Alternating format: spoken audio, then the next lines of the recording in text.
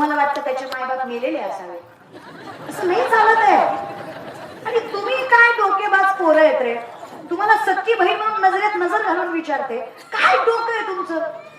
जी पोरगी 25 वर्ष आपल्या आई बापासोबत राहून त्या आई बापाच्या नावाला कलंक लावायला मागे पुढे बघत नाही, तुमच्यासोबत हात धरून यायला तयार होते, जी स्वतःच्या कुळाला कलंक लावते, जी स्वतःच्या पोटच्या आईची झाली नाही, पोटच्या बापाची झाली नाही, ती तुमचा संसार सुखाचा करेल. हे डोकं तरी कसं वापरता रे? काही डोकं घालवेल टाकता काय तुम्ही? आणि तुम्हाला बहीण म्हणून विचारते मी, काय लॉजिक आहे? करा ना विचार. अरे आईनं त्याच्या कमी प्रेम केला असेल, तिच्या बापानं कमी प्रेम केला असेल तिच्यावर, 4 पैशासाठी तुमच्यासोबत यायला तयार झाली, उद्या त्याला 4 पैशासाठी घर सोडायला तयार होणार नाही का? डोकं वापरीत जा जरा. कळलं त्यालाच कळलं. लय नाटके दे मला, लय माझं डोकं लय हालत दादा. एकतर या जगात प्रेम नियम काही निस्वार्थी राहिलं. ही राधाकृष्णाची नावं घेते, ती काही यांची पात्रता नाही ना आपली आहे. आपण राधाकृष्ण जिंदगीत होऊ शकत नाही दादा. राधेसारखं सामर्थ्य आपल्याला मिळणं शक्य आहे का? कृष्णासारखं आपण होणं शक्य आहे का? तुम्हाला कृष्ण माहित तर आहे का? तुम्हाला वाटतं राधाकृष्णाचं लग्न झालं नाही, त्यांचं प्रेम, मग आपल्याला काय होतंय? शामडे तू लय व्याक करेल का? तुला मी सांगते, तुम्ही नीट राहा. तुम्ही देवाकडे यायचं नाही, बाकी तुम्हाला काय करायचं ते करा. इतके त्या राधाकृष्णाचं स्टेटस ठेवतात ना, कंटाळा येतो कधी कधी बघायचं. ते आपण होऊ शकतोय का? का बरं? का कृष्णाने बायका केल्या? ठीक आहे ना, 16,108 केल्या, पण का केल्या? 16,100 पुरी कंसाच्या कारावासात. शेवटी भगवंताकडे याचना केली तेव्हा पोरी येत आम्ही पुरपुरुषाच्या छायेत राहून आलो. समाज स्वीकारणार आहे का? 7व्या अवतारामध्ये सीताबाई पत्नी होत्या, तुमच्या देवी होत्या, अर्धांगिनी होत्या, तरी समाजाने अग्नी परीक्षा द्यायला लावली. असा समाज आहे हा. आम्ही गवळ्याच्या गवळणी आमच्या पावित्र्याची पावती कोणाकोणाला दाखवत फिरायची, आणि कोण स्वीकारणार आहे? त्याच्यापेक्षा देवा, हिंदू धर्मातल्या बाया आहेत, जगता आलं ना, नजर वर करून स्वाभिमानानं जगू. कलंकित जगण्यापेक्षा जीव तुझ्या चरणावर सोडेल सामर्थ्य आमच्या मनगटात आहे. मग कृष्णाने सांगावं, तुमची चूक आहे का? नाही, मग का मरायचं? चूक नाही तिथं घाबरायचं. तू का म्हणे सत्य कर्मा भावे साह्य घातलिया भय. जे तुला घाबरवतायत ते मरतील, तू कशाला मरतीयस? पण तेव्हा जगणं अवघड आहे ना रे. एक कुठलाच पुरुष मोठ्या मनाने आम्हाला स्वीकारणार नाही, आणि न पुरुषाचं कोणी सुखानं जगू देणार. मग त्यापेक्षा तू सांग काय करावं. कृष्णाने सांगितलं, स्वाभिमानानं जगा. विचारलं तुम्हाला कोणी, कोण तुम्ही? ओरडून सांगा जगाला, भगवान श्रीकृष्णाच्या अर्धांगिनी आम्ही. प्रत्येक मुलीला अधिकारानं जगता यावं म्हणून कृष्णानं स्वतःचं नाव लावण्याचा अधिकार दिला. काम उघडू नये का? त्यातल्या एकाही मुलीला कृष्णानं साधा स्पर्श सुद्धा केला नाही. ही फक्त कल्पना आहे की देवाने बायका केली. तू परमात्मा रे. तुका म्हणे नटधारी भोग भोगोनी ब्रह्मचारी, नवल केवडे केवडे नकळे काढोबाचे कोड. कळणार आहे का तुमच्या आमच्या सारख्यांना? आणि का भानगडीत तरी पडायचं?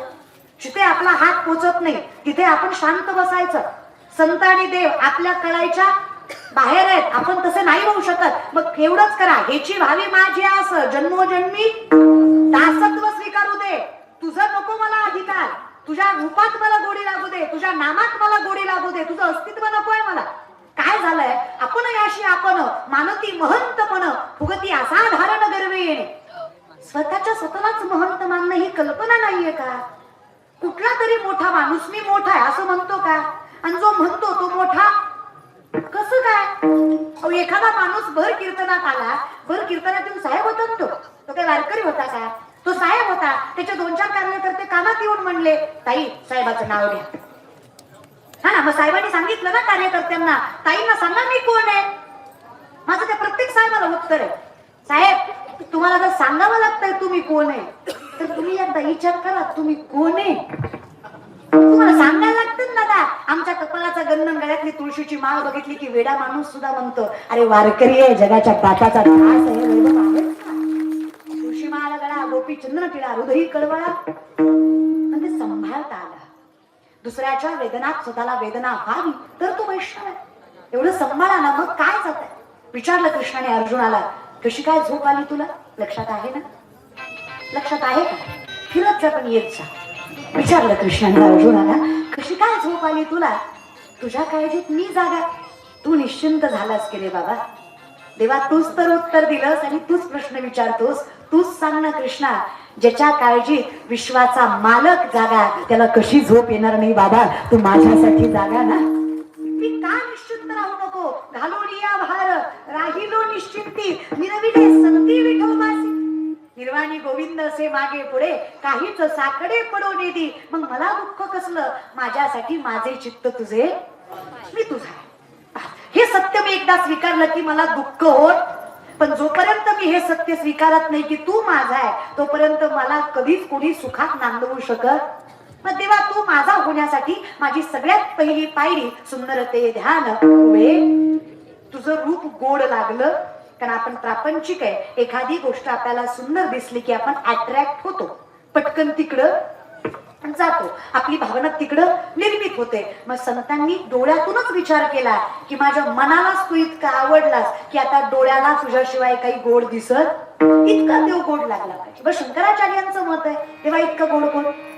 अधरम मधुरम वैतनं मधुरम नयनं मधुरम हसितं मधुरम अधरं मधुरं वैतनं मधुरं नयनं मधुरं हसितं मधुरं हृदयं मधुरं गमनं मधुरं हृदयं मधुरं गमनं मधुरं मधुराधिपति किरकिरं मधुरं अधरं मधुरं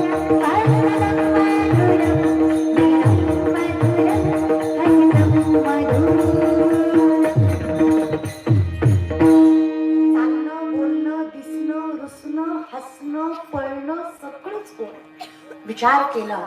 जो दिसायला एवढा गोड आहे त्याचं हृदय किती गोड असेल. मग सहज मनात विचार आला, ज्याचं हृदय एवढं गोड असेल त्याचं सांभाळणं किती गोड असेल. मिठी पडली आपोआप तुझा झालो. जेव्हा विचार केला तू किती गोड सांभाळतोस.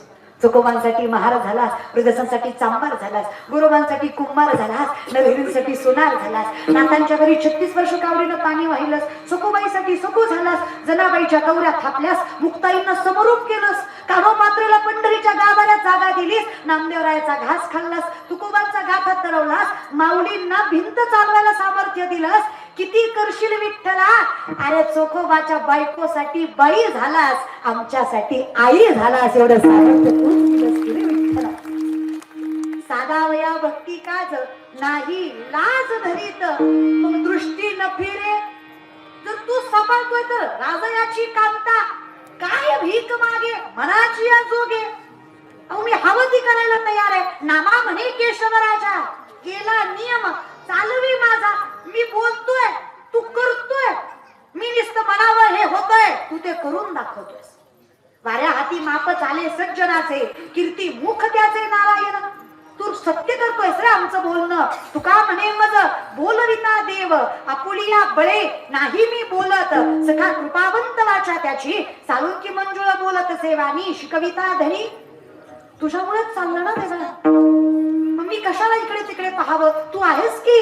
हे जे काही चाललंय ना, मीरापकी कृपा सब काम हो रहा, मीरापकी कृपा से सब काम हो रहा. सच्ची बात है. मीरापकी कृपा से सब काम हो रहा है.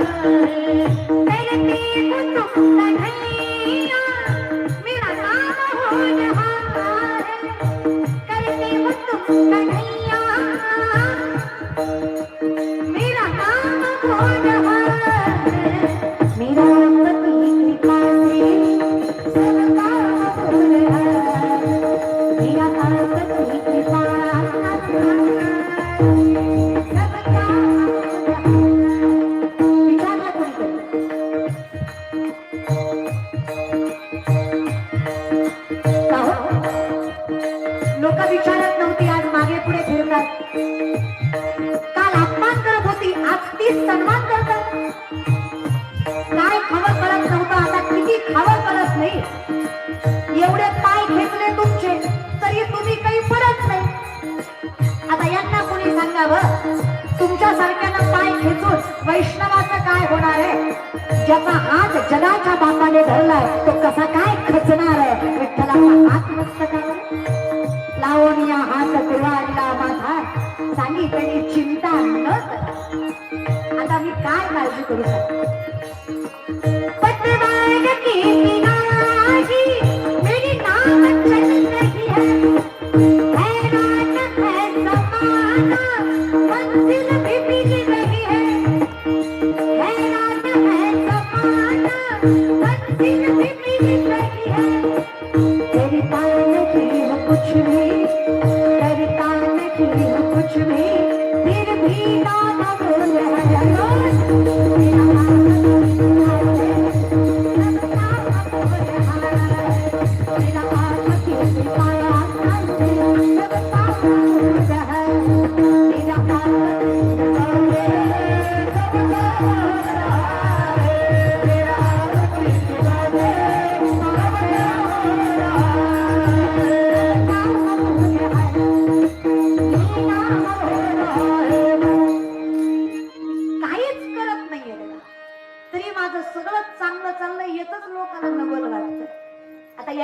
सांगावं नोहे सारिता, जो तुझा झाला तू त्याचा झाला. तू गुरुबंधू पिता, तू अमुची इष्ट देवता, तुझा रक्षदापरी अमोते. प्रत्येक संकटाला तू तोंड देतोस, मग तुझ्या इतकं गोड कोण? जो माझ्यासाठी एवढं करतो त्याच्यावर कसं प्रेम जडणार? असं पिवळं पितांबर नेसलेला भगवान श्रीकृष्ण 70-75 वर्षाच्या म्हातारीने बघितला. मनातल्या मनात म्हणली, देवा जरा मोठा असता तर तुझ्याशीच लग्न केलं असतं, आत्ता मागताना सोडलं असतं. देवाला न सांगता तुम्हा कळू येते, त्यात तो कृष्ण लगेच मोठा झाला. पिवळं पितांबरातला कृष्ण लगेच मोठा झाला आणि म्हातारीच्या शेजारी येऊन म्हटला, करतेस का ग लग्न? म्हातारी म्हणली, देवा उग म्हणले मग का खरं करायचं असतं का? म्हातारा मारेन ना मला. देवा तू माझा असावा हा अट्टहास नाहीये, तू असावा हा अट्टहास. तू माझा असावा याची काय गरज आहे? तू आहेस माझ्यासाठी हे खूप आहे. नातं कशाला? तू नवरा बायको नातं नकोच, कुठलाच स्वार्थ नको, निस्वार्थी तू माझा असावा. मी दास असावा तुझं, चाकर असावं मी तुझं, कशाला अधिकार नको. खरं सांगू का, परमार्थात शिकण्यासारखं खूप आहे. काय माहिती, तुमचा काळ वेगळा होता. गावाची सकाळ वासुदेवानं आणि सायंकाळ रामायणानं व्हायची. आमच्या पिढीला मात्र जरा दुरावस्था आली. गावातला वासुदेवही गेला आणि रामायण सांगणारा सुंदर आजोबाई गेला. आम्हाला काही राम कळेना, त्याच्यामुळे आम्हाला मर्यादाही कळेना. माझा प्रश्नच आहे की हो, रामच नाही कळला तर मर्यादा काय कळणार? लक्ष्मणच नाही कळले तर वैराग्य काय कळणार? भरतच नाही कळले तर भक्ती काय कळणार? शत्रुघ्नच नाही कळले तर बंधुत्व काय कळणार? अहो सीताच नाही कळली तर पातिव्रात्य काय कळणार? उर्मिलाच नाही कळली तर त्याग काय कळणार? आणि मारुतीच नाही कळले तर अधिकार काय कळणार? हे कळण्यासाठी हे आम्ही 4 पुस्तकं जास्त शिकलेली लेकरं ज्ञानेश्वरीला मागे टाकायचा प्रयत्न करतो, पण आम्हाला हे कळत नाही मूळ अध्यात्म आहे. विज्ञान त्याला आलेलं फळ आहे. अध्यात्माला पाणी घातल्याशिवाय विज्ञानाचं फळ पदरात नाही पडणार आहे. 90% सायन्स इट्स ज्ञानेश्वरी. हे जे विज्ञानाच्या टिमक्या वाजवणारी मोठी माणसं असतात ना, त्यांना कधीतरी सांगा सगळ्यात मोठे सायंटिस्टच ज्ञानोबराय होते. माऊलींसारखं सर्वज्ञ जगात पुन्हा होणं शक्य नाहीये. करा ना विचार, डीपली थिंक करा. या बल्बचा शोध 1879 ते 80च्या काळामध्ये एडिसन नावाच्या पाश्चिमात्य सायंटिस्टने लावला. विजेचा शोध एडिसनच्या 750 वर्षापूर्वीचा काळ आहे. 16 वर्षाचे ज्ञानोबराय ज्ञानेश्वरी मला सांगतात, उदकाचे आवेशे प्रगटले ते जलकलखित दिसे, तर या विजू माझी असे शरीर काही. उदक म्हणजे पाणी, आवेश म्हणजे प्रेशर. पाण्याच्या दबावानं वीज निर्मिती होणार. हे 16 वर्षाच्या ज्ञानोबरायांनी 750 वर्षापूर्वी ज्ञानेश्वरीमध्ये सांगितलं. हे विज्ञान सगळ्यात संतांनी स्पष्ट केलं. सातोचेनी सांडसे खंडी जपय पाणी राजहंसे, तुझं ज्ञान विज्ञान पैसे वाटून दे. काय असतील ना ज्ञानोबराय? अनुभव आहे आम्हाला. 25 वर्षाची पोरगी आहे मी. काय वाटतं तुम्हाला? एका पायावर उभा राहून तपश्चर्या केली असेल का कुठल्या वनात जाऊन? काही नाही. माझे आईबाप माळकरी आहेत हे माझं भाग्य आहे. माझा बाप आता ह्याची पण वाट बघायला होतं, एवढं मिठीनं गेलं. मोठा माणूस उठला तर काही वाटत नाही महाराज, की नाही? जाऊ द्या, मरू द्या विषयाकडे. मी एवढ्या कौतुकानं का कीर्तन करू शकते? माझं घर, माझा बाप माळकरी आहे. सुपारी घात नाही आपला बाप. कौतुकानं सांगू शकते व्यसन करू नका. माझा बापच सुपारी खात असता, मी काय लोकांना ज्ञान सांगू शकले असते? हे डोक्यात ठेवा ना तुम्ही. हे जे तुम्ही माणसं म्हणता ना लेकरांना सुधरून वागा सुधरून वागा, आधी तुम्ही सुधरा. म्हातारी माणसं नाही म्हणतात पोरं वाया गेली, पोरं वाया गेली. आणि का गेली? बिडी फुकून तुमची तोंड आत गेली म्हणून पोरं वाया गेली. मी उघड्या डोळ्याने बघितलं की तुम्हाला. हा, तुम्ही मारुतीच्या वाटेवर बसून पत्ते खेळले, भिंगाच्या चष्म्यात राणी सुटली. कळलं त्यालाच कळलं महाराज. जागा वेळ बी बघत जा रे. आणि काय लोकांना त्याला सांगायचं मग? बरं आम्ही काय म्हणतो, बापाला विठ्ठल समजा. आम्ही ते ओरडून म्हणतो की नाही, बापाला विठ्ठल समजा. विठ्ठल पिऊन पडला कसा समजा? विठ्ठल असा असतो का? हा, विठ्ठल असं नसतं. इथं म्हणायचं आईला रखमाई समजा. रखमाई आई बाय वर्ष वेगळी गली गली कशी समजा हिला रखमाई? असं नसतं ना बाय. इथं बसलेले पुरुष मंडळी गोवा गुटखा तंबाखू दारू खाणारे पिणारे हातावरी करा.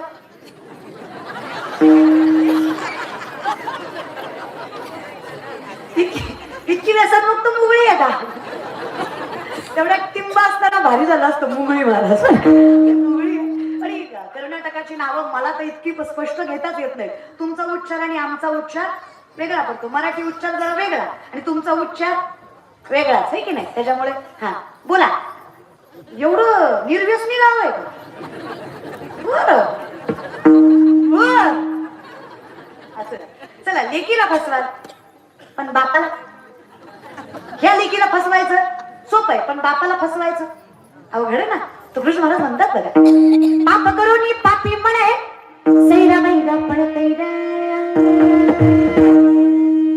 काय केलंस भल्या माणसा देवाला सांगत कळतय काय काय केलंस भल्या माणसा देवाला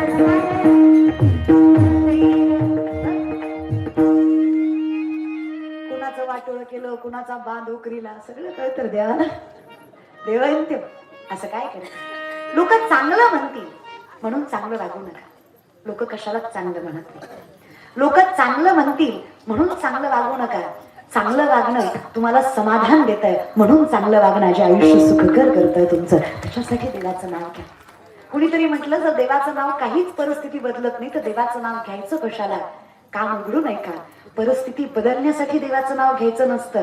परिस्थिती बदलण्यासाठी देवाचं नाव बळ देतं म्हणून देवाचं नाव घ्यायचं असतं. बदलायची परिस्थिती आपल्यालाच असते. आई वडिलांची स्वप्न आपल्यालाच पुरी करायची असतात. या विषयाकडे तुम्हालाही सांगते माय म्हाताऱ्या पण लय अजून नुसत्या दारात बसणार. आजकालच्या काही पोरी आहेत का? ह्यांना काय लाज आहेत का? आमच्या जमान्यात नव्हतं माय असं. आम्ही किती इज्जतीनं खाल्लं माय, किती कष्ट केलं माय, ह्यांना काय झडय माय, सगळं आयतं भेटलं माय, होय ग माय.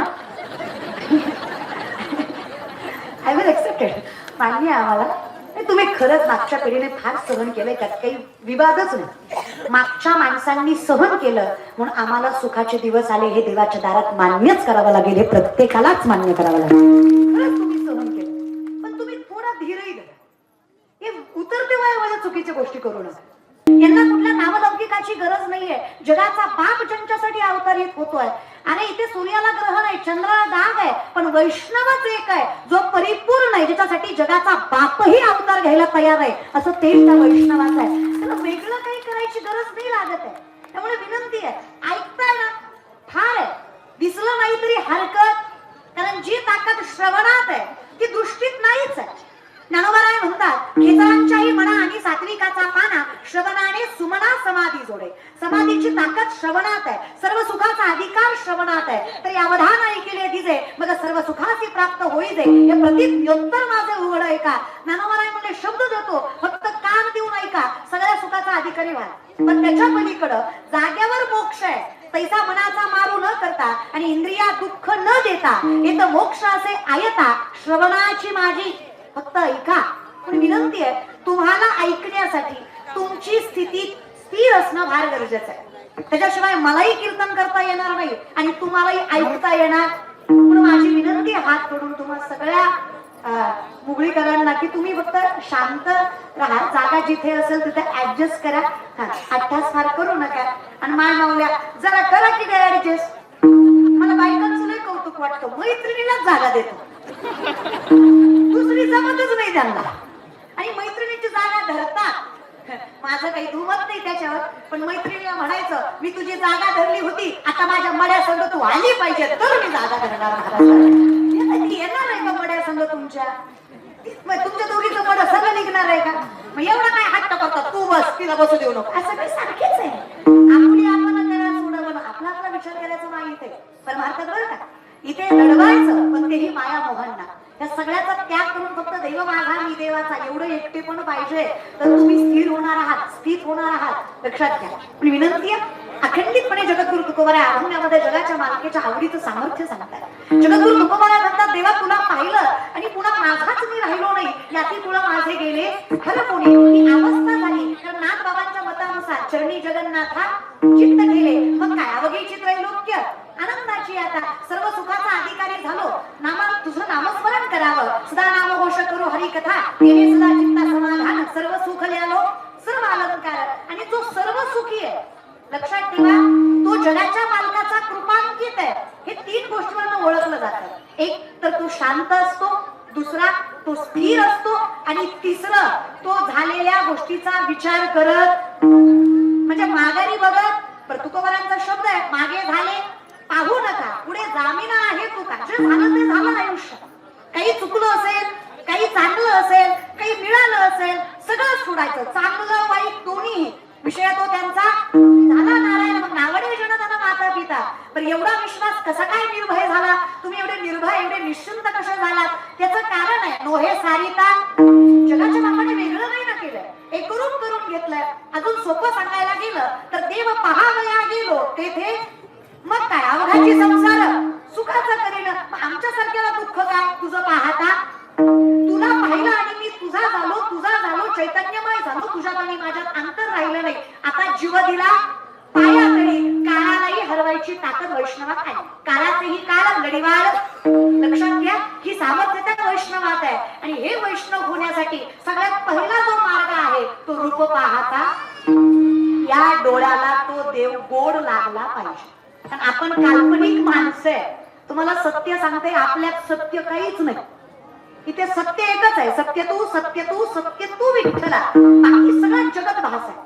मग आपली अवस्था कशी आहे? संकल्पे सृष्टी घडी, सवेची विकल्पोनी मोडी, मनोरथांच्या उतरंडी उतरी रची. मनावर चालणारी माणसं आहे आपण. एका मिनिटात राजा आणि एका मिनिटात रंक आहेत. आपण कल्पनेत जगतो, इमॅजिनेशन मध्ये, ऍडव्हर्टाईज मध्ये.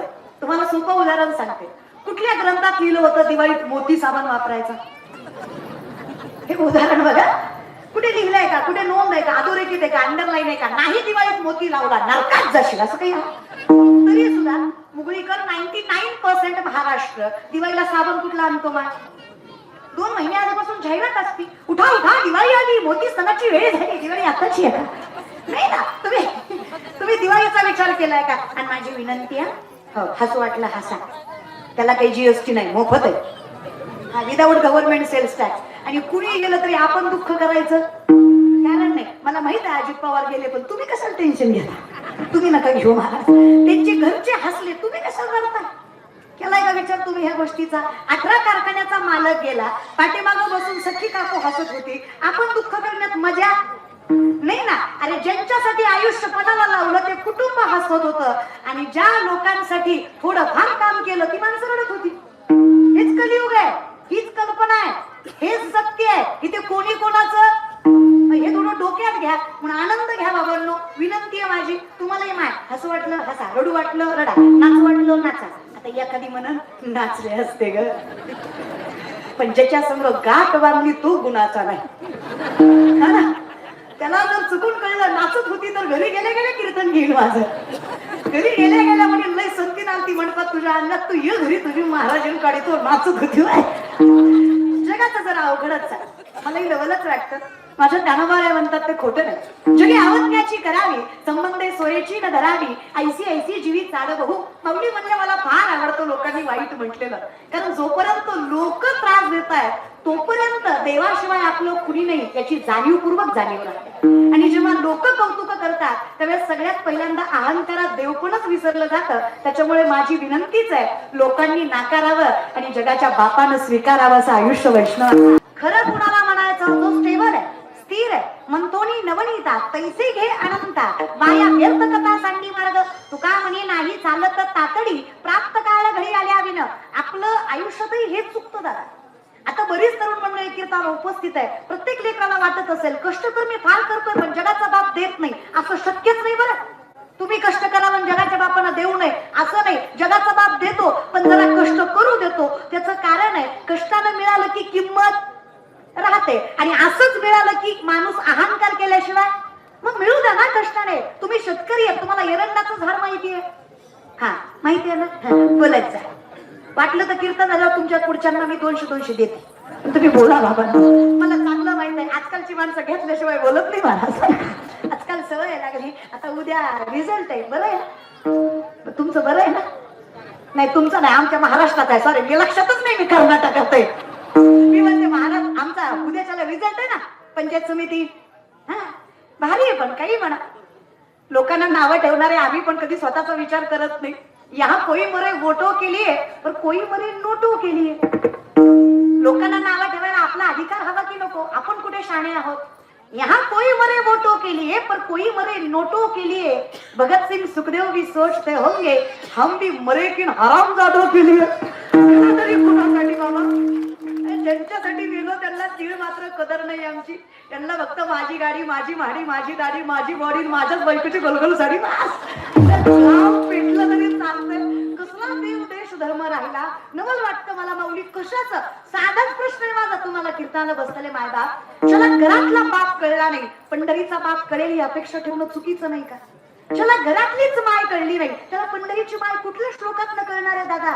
करायला विचार. चला माणुसकीच कळली नाही, त्याला संत कळून तरी फायदा काय? काहीच नाही ना. आमचं म्हणजे कसं आहे, परमार्थाची सुद्धा आमच्या स्थितीनुसार व्याख्या आहे. आम्हाला जसा जमेल, जसा पटेल, तुम्ही आम्ही सगळे.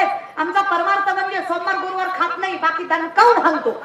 परमार्थ म्हणजे मी काय म्हणते, खायचं तर 7 दिवस खायचं. सोमवार गुरुवारनं काय फरक पडतो? काय सोमवार गुरुवारच देव जागा असतो का?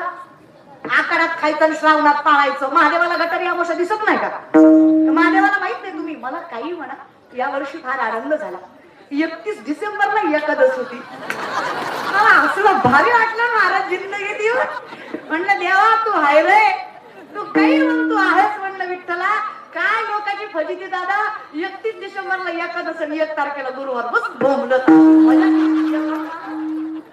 खाता लय लोक रे वेड्यासारखी विचार करायला लागली. आणि खाणारी पिणारी माणसं काय साधी आहेत का? ही खाणारी माणसं सत्याच्या पंक्तीत सुद्धा म्हणतात, वर चितररी दर्री द्या. सत्यात तरी बाटलीतलं खालतो का? सत्यात तरी खालतो का? नाही बरं चला. आणि हे शिवलीला पाटील सांगत नाहीये, शास्त्र सांगतं.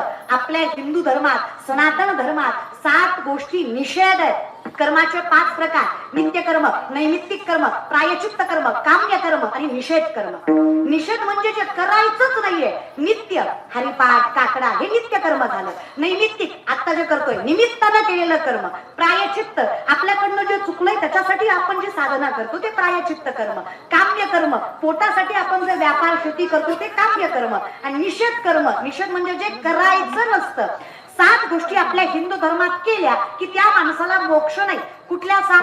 दुतच्च मासम, मदिराच्च वेश्या, मुव्यात चौर्यम, प्रदार सेवा, एतानी सप्त व्यसनानी लोके, घोराती घोरम नरकम नयंती. घोरातल्या घोर नरकात जावं लागतं त्याला, जो या 7 गोष्टी करतो. श्लोकात कळल्या नसतील, मराठीत स्पष्ट सांगते. पहिला, मांसाहार. नाही झालं, खरंच नाही चालत हो. तुम्ही बी गुणाच्या नाही. काही काही घरातल्या बायकाच खतरनाक.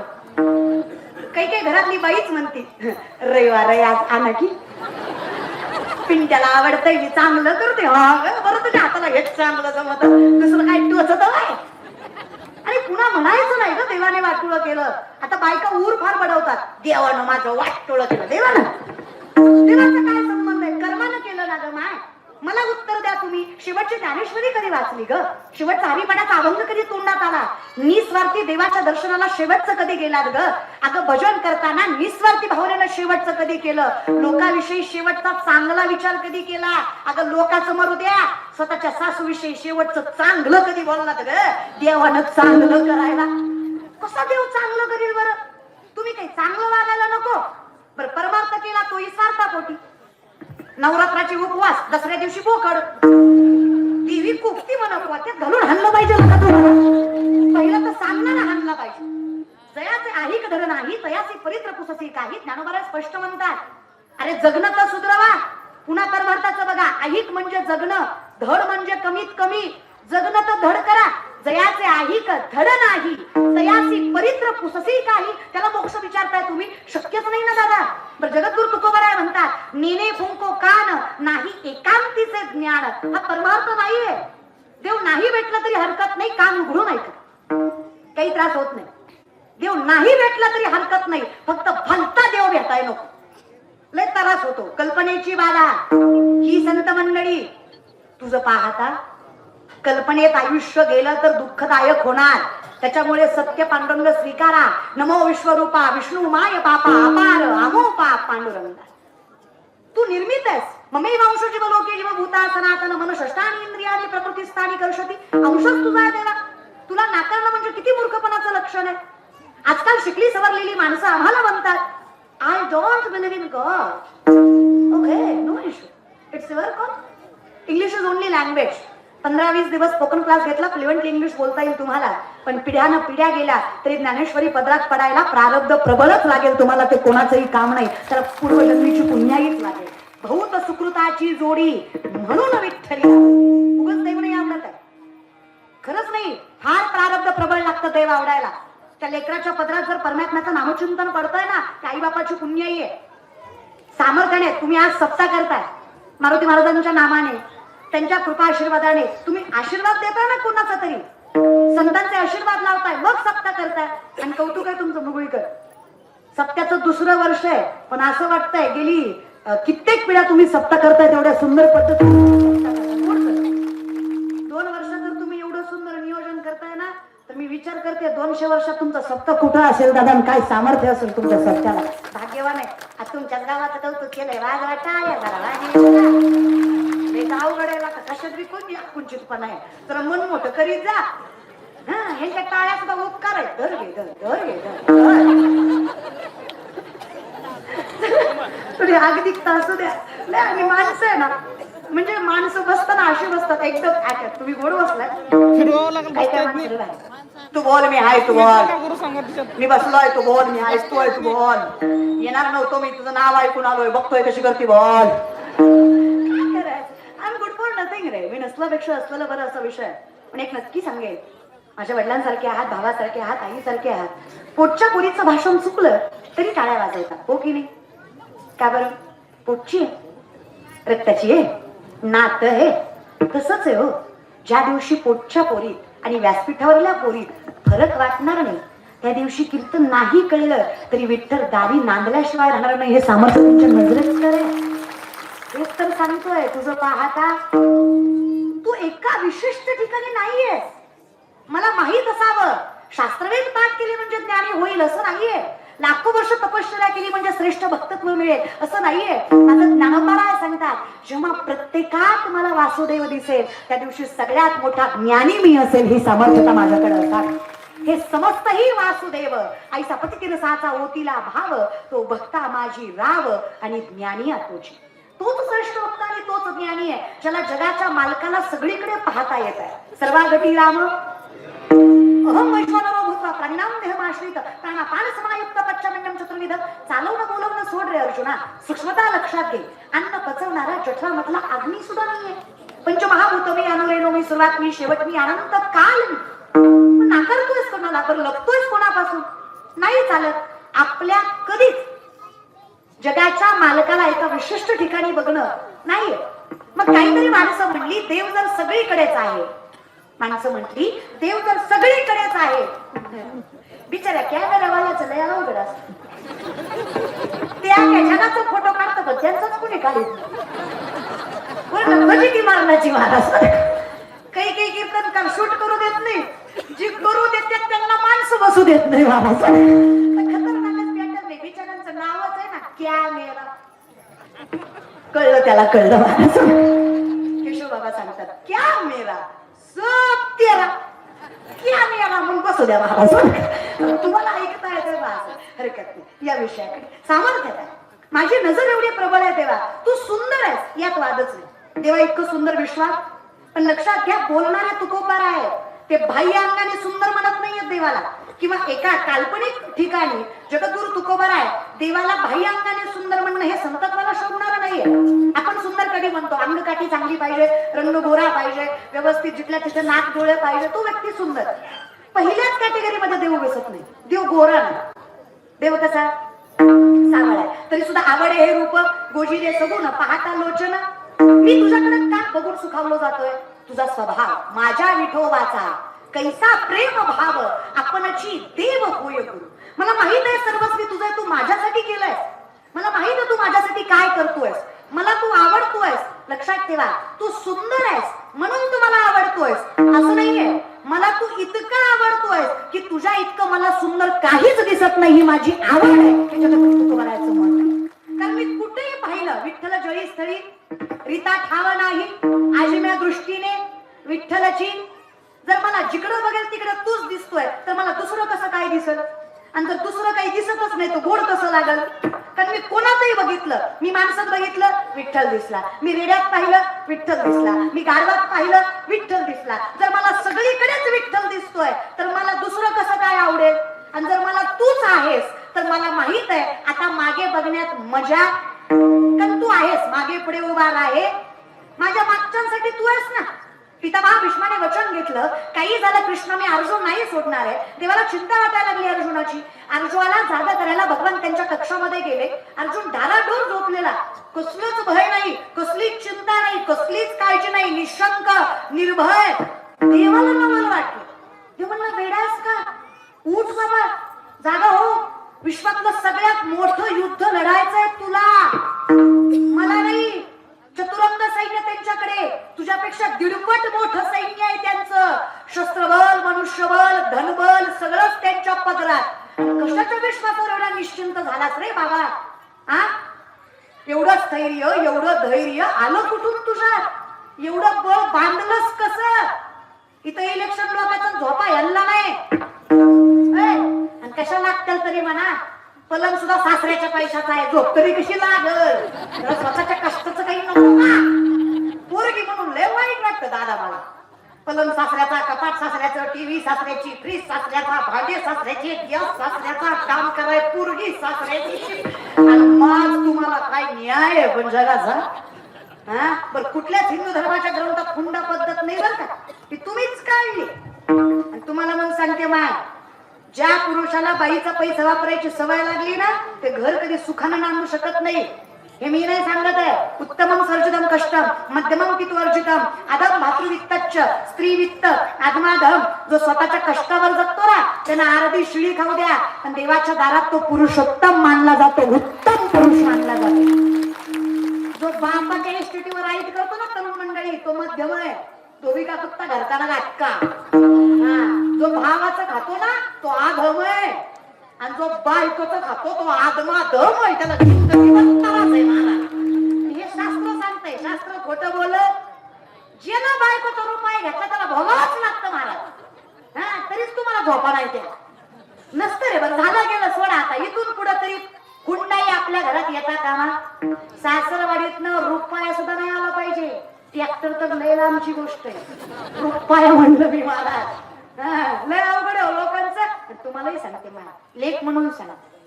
तुम्हाला खरंच वाटत असेल ना लेख सुखानं नांदावी, तर पोरगा निर्व्यसनी असावा, स्वाभिमानी असावा, आणि सगळ्यात महत्वाचं स्वतःच्या आई वडिलांना पांडुरंग मानणारा असावा. तो तुमच्या लेकीला लक्ष्मी मानायला मागे पुढे बघणार.